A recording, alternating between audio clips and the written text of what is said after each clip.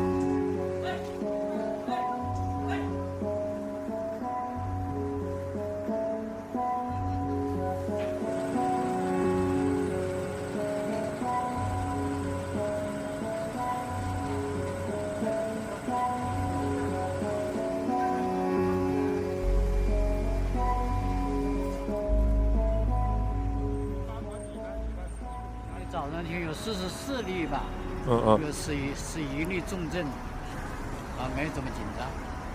哦，那SARS相当于传染性没有相当于紧张。那您还是对政府的政策比较放心的是吧？哎。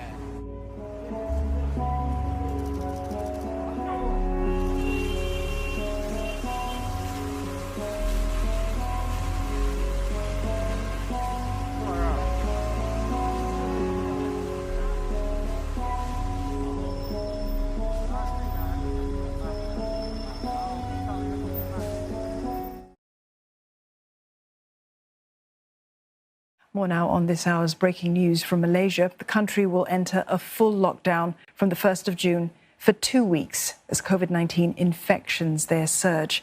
Melissa Goh joins us live now from Kuala Lumpur for more. Mel, the government has confirmed a total lockdown. Yes, indeed. A return to a total lockdown is inevitable, according to a statement released by the Prime Minister's office. This after a record-breaking number of new cases Malaysia is witnessing the past week, surpassing 8,000 mark today, and looks set to rise further as infectivity rate is still hovering around 1.2. Now, the healthcare system is already at a breaking point, and the new wave is a lot more infectious and harder to control. And with mounting death toll at more than 2,500, the government said a full lockdown is for 2 weeks from June 1st to 14th, and during that period, only essential services can operate. The rest to stay at home. Now, it's a full lockdown. Details will be released by the National Security Council later. Malaysia is also tightening its borders. It will ban travellers from 8 African countries at high risk of spreading Omicron. Plans to introduce vaccinated travel lanes with the affected countries will be put on hold.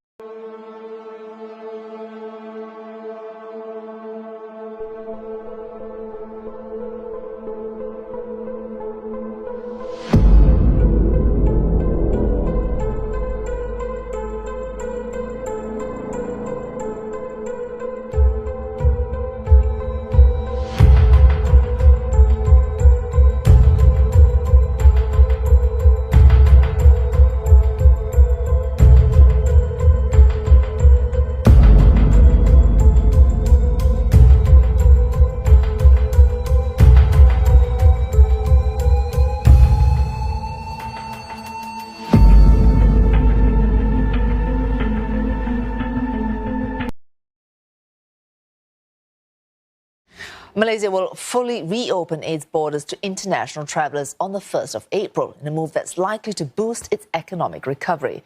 It comes 2 years after the country slammed its doors shut due to the pandemic. International visitors will only need valid travel documents to enter and leave, while Malaysians will be able to travel freely to other countries with borders that are also open. Prime Minister Ismail Sabri announced the much-anticipated move.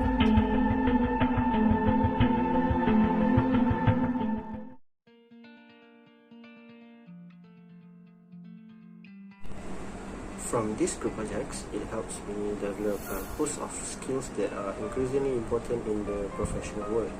Properly structured group projects can reinforce skills that are relevant to both group and individual work, including the ability to break complex tasks into parts and steps, plan and manage time, refine understanding through discussion and explanation. Group projects also help me to develop skills specific to collaborative efforts. It is also allowing me to tackle more complex problems that they could on their own, delegate roles and responsibilities, and share diverse perspectives. While the potential learning benefits of group work are significant, simply assigning group work is no guarantee that these goals will be achieved. In fact, group projects can, and often do, backfire badly when they are not designed, supervised and assessed in a way that promotes meaningful teamwork and deep collaboration.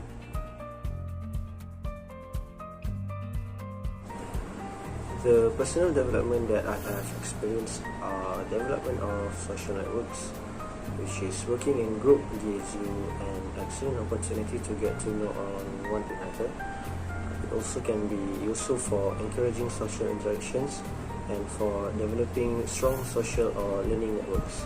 And the second is development of group dynamic awareness. Group working is likely to become an important aspect of your working life. Central to effective group working is group dynamics, and practicing group work at university may help you gain a greater understanding of the various factors that apply in a group-based scenario. For example, group roles, communication, and delegation. For this group project, there are more than one challenging experience that we have faced. One of them is lack of communication. Open communication helps every group know what to expect from their group members as well as what their group members expect from them. This raises the overall reliability of the team, minimizing productivity loss due to duplicate work or delays. One of the leader's responsibilities is ensuring all group members have several methods of communicating and coordinating with each other. Besides encouraging group members' communication, organizing meetings, creating an email chain, or using a group messaging software can help facilitate important conversations. Next is trust issues. Establishing trust between group members is important for team productivity. Trust allows a group leader to request assistance or offer help to others, which can help everyone on the team solve problems more quickly and effectively. Often, trust can form naturally both through professional performance and personal bonds.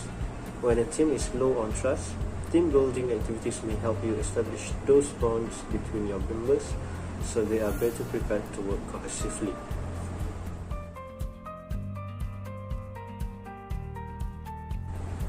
In my opinion, one of the biggest modifications that we made was interviewing international students about the social effects that they had. Our group has spoken about using a Google form from the very beginning to help us learn more about the social consequences that happen among international students. But in the end, we simply learned less than we had anticipated. In order to get more information, our leader decides to interview international students. We all felt relieved and satisfied with the information we learned during the interview, and in my opinion, making this significant adjustment was the best course of action for us. To conclude, this project is to analyze the type of social effect that occurred among the international students. It will help us to identify the group of students which were most affected directly due to the pandemic.